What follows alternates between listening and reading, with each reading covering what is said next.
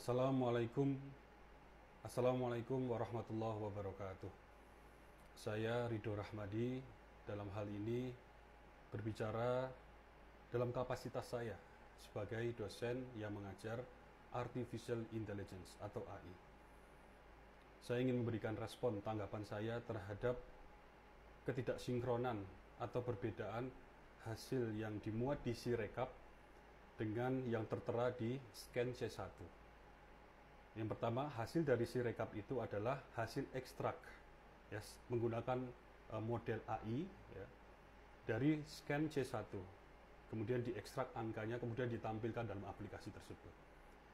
Nah, kesalahan atau ketidaksinkronan dari yang ada di C1 yang asli dengan yang ada di Sirekap, menurut saya bukan berasal dari model AI yang digunakan untuk mengekstrak. Karena sejauh ini ya, yang kita ikuti dalam perkembangan dunia AI itu akurasi dari model AI untuk mengekstrak karakter atau angka dari sebuah image atau sebuah foto itu akurasinya sudah relatif tinggi, bahkan saya bisa bilang sangat tinggi dibandingkan beberapa tahun sebelum ini ya. Jadi saya rasa tidak ada masalah pada model AI yang digunakan. Nah, saya melihat ketidaksinkronan ini lebih disebabkan oleh hal yang sifatnya algoritmik. Artinya by design, by intention. Ada baris-baris program yang sengaja dibuat ketika itu dijalankan pada Sirekap, kemudian menambahkan suara pada paslon tertentu dengan konsekuensi mengurangi suara paslon yang lain. Ini yang saya lihat. Kedua, saya ingin juga menanggapi terkait lokasi server yang di mana pemilu 2024.kpu dan juga sirekap.kpu itu diletakkan, aplikasinya diletakkan di mana. Ya, kemarin diberitakan itu diletakkan di Alibaba dan tidak diletakkan pada server yang ada di Indonesia. Nah, tadi saya melakukan kajian, ya, melakukan trace bersama tim di mana letaknya.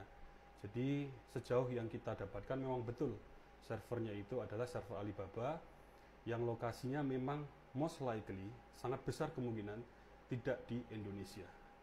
Yang menurut saya ini sangat berbahaya. Bayangkan satu kotak yang berisi seluruh suara ya dari seluruh penduduk Indonesia, bentuknya memang digital, itu diletakkan di luar wilayah Indonesia. Betapa rentannya, betapa rapuhnya terhadap kejahatan-kejahatan digital, suara tersebut nanti hasilnya bisa dirubah dan segala macam, terutama ya siapapun yang memiliki akses terhadap data tersebut, dan ini adalah perusahaan swasta. Jadi ini sangat berbahaya dan kita sangat sayangkan. Kita berharap ada klarifikasi yang jelas dari KPU ya, berkaitan dengan yang permasalahan pertama tadi, ketidaksinkronan dari Sirekap dengan scan atau C1 tadi. Ini sebenarnya mudah saja dibuktikan dengan mungkin KPU bisa mempublish sebagian, tidak usah sepenuhnya ya, sebagian dari baris program ya, di mana itu memang yang menjalankan atau mempublikasikan hasil tadi pada Sirekap. Jadi ini juga pernah saya lakukan. Ini biasa dilakukan di dunia akademis. Kita mempublikasikan source code atau kode program sehingga orang lain bisa melihat, bisa mereview. Jika ada kesalahan bisa diperbaiki bersama. Jika ada hal yang perlu diimprovisasi bisa ditambahkan bersama. Nah, ini bisa dilakukan KPU ya, tidak usah seluruhnya karena demi keamanan, tapi baris program pada Sirekap yang memang itu menampilkan dari hasil ekstrak kemudian ditampilkan ke aplikasi. Sehingga kita bisa melihat ya, orang-orang yang memang mendalami dunia IT ya, itu bisa melihat bahwa memang tidak ada penggelembungan dalam baris program yang dijalankan ini.